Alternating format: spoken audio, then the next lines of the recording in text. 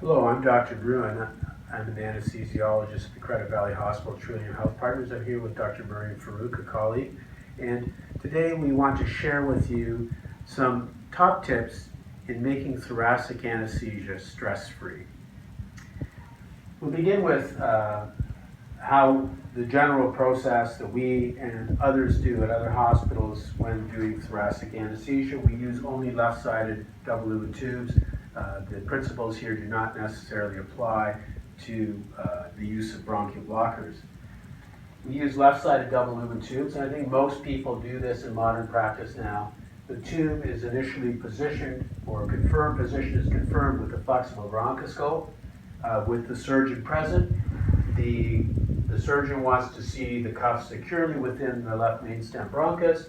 He doesn't want it too deep where it can obstruct inflow or outflow from the lobes of the left lung. He also wants it not so deep that outflow or inflow to the right main stem bronchus is blocked.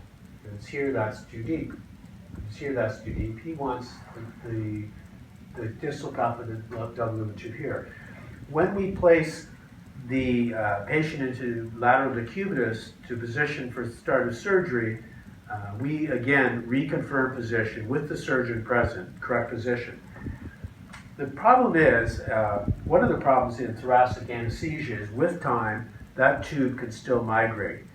In my experience, the tube will only migrate throughout the case in an outward direction. This is because of the positive pressures of ventilation. It could be because of surgical manipulation of the lung in difficult cases. It can be from the weight of the circuit pulling on the tube. It can be from swelling of the face or the tongue pushing the tube in an outward direction.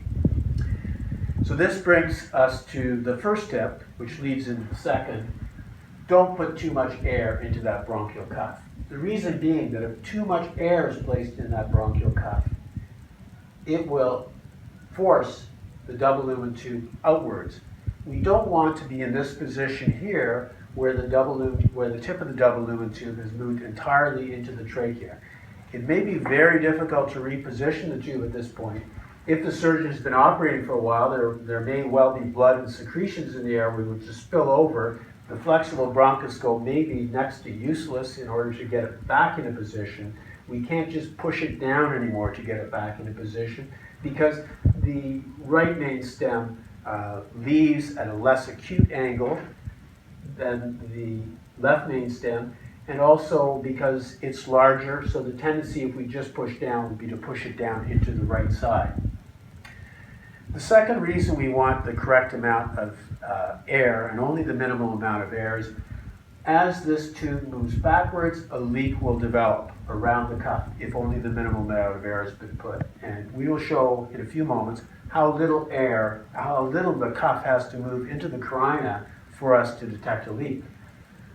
The air will leak around the cuff. In this case, we're doing left lung surgery, and the right lung is being ventilated. So in this case, the positive pressure will leak around the cuff. It will not go, that small amount of air is not going to affect the lung being operated on. Instead, it will exit the path of least resistance. At the time we initiate one lung ventilation, most anesthesiologists simply open the cuff to atmosphere pressure. We, however, can measure the amount of air that leaks out, and this gives us an early warning that the cuff is starting to herniate into the trachea. Air being ventilated into the right lung in this case is leaking around the cuff that is just beginning to herniate into the carina. It is exiting via the small red arrows out the lumen of the tube, which is open to atmospheric pressure, or in our case, to a highly compliant bag which identifies this leak.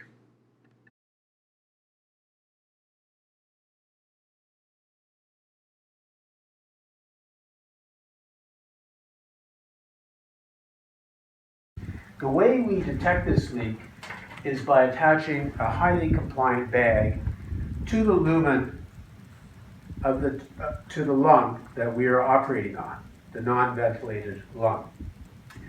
So this is a neonatal resuscitation bag found in our delivery suites. It has an oxygen inflow. It has a connection for the endotracheal tube.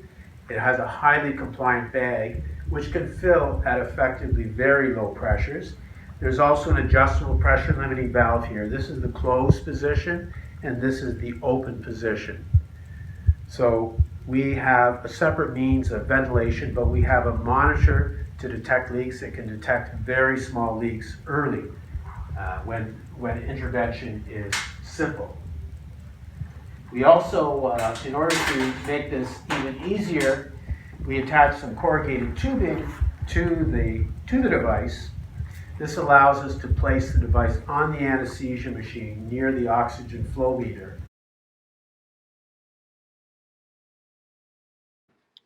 Here we're going to show how we test for the appropriate amount of air to place in the distal cuff to just create a seal.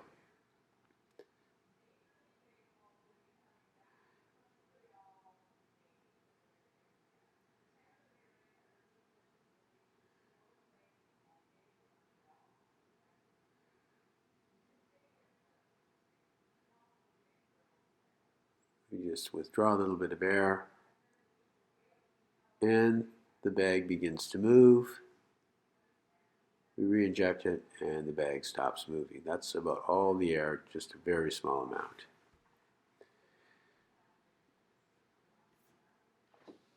Here we're pulling back on the double lumen tube till we detect a leak. This leak is a little slow to occur, possibly because that left lumen is blocked by kinking. There we go. We've got a little bit of a leak here.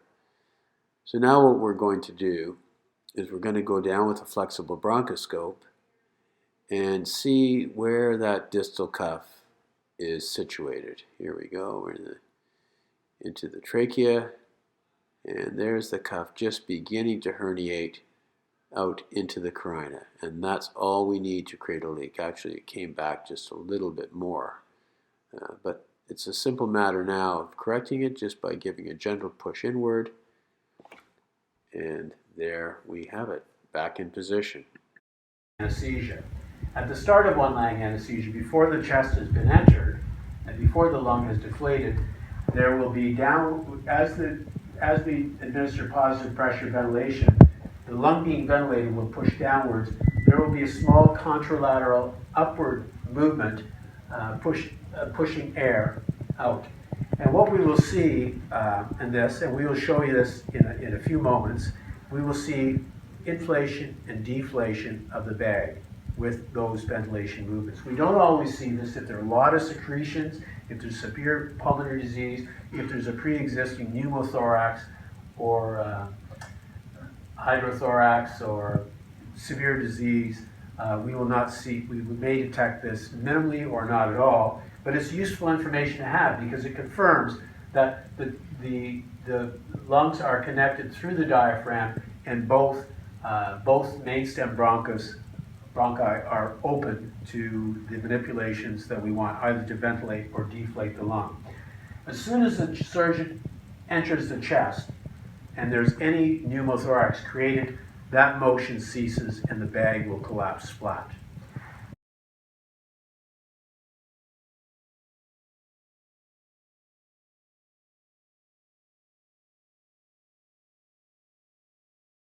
Here we see the transition when the surgeon opens the chest. Initially the bag is moving, and in a second that bag will stop moving as the surgeon enters the chest and the pneumothorax is created.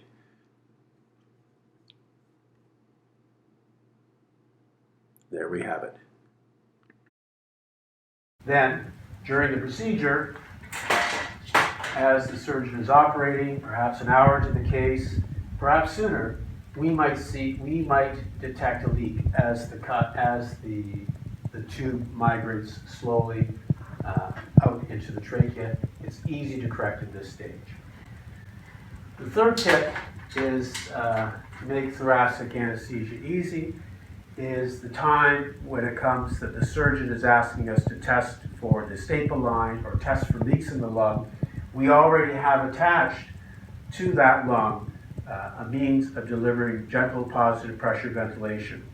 What that means in practical terms is we don't have to adjust the ventilator settings. We don't have to move the clamp.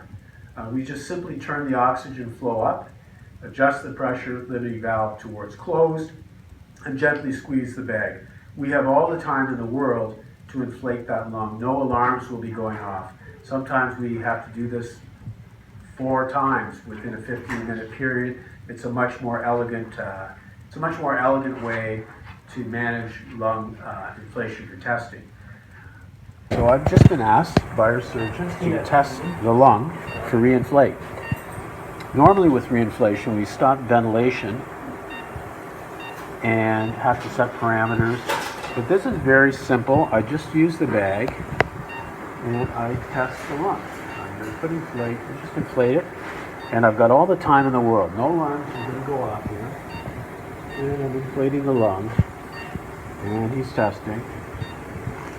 Okay, I've probably got about 20 centimeters of pressure there. I'm using my hands. There is a manometer here we could attach to a, should we want. I've got fresh gas flow up here at 10 liters a minute. There is an inherent leak in this bag. It's designed for a neonatal circuit to prevent excessive pressures. How's it going there? Good. It's hard to. You're not losing any air. No, I'm just ventilating very lightly with the bag. But as you can see, normally what would be happening in this scenario would be the alarms would be ringing. I just have to check another area which I don't see. Do you want me to let the lung down again? Yeah. Okay, I'll go back to one lung. So I think that that's much simpler than switching ventilator settings in order to fill the lung. The concept of using a separate circuit to control the lumen to the ventilated lung is not new. For example, others have suggested a Baines type of circuit. The advantage of this approach using the neonatal resuscitation bag is it's cheap, it's readily available, and can be applied anywhere. It does not require special equipment. The only time that I would have to switch the ventilator to manual mode and move the clamp in order to inflate the lung would be in those cases where we need to recruit chronically atelectatic lung and require pressures higher than 25 to 30 centimeters of water. This is because the bag we use is inherently leaky to protect the neonatal lung. We do not remove the device, the neonatal resuscitation bag, from until the surgeon has placed the chest tube and is closing the chest, and we are completely ready to go back to 2-lung ventilation. Another advantage of this setup is that we already have a mechanism to deliver low oxygen CPAP in the event that we have significant hypoxia that we want to correct. Thank you very much for watching this, and please provide any comments. We will be glad to respond. Thank you.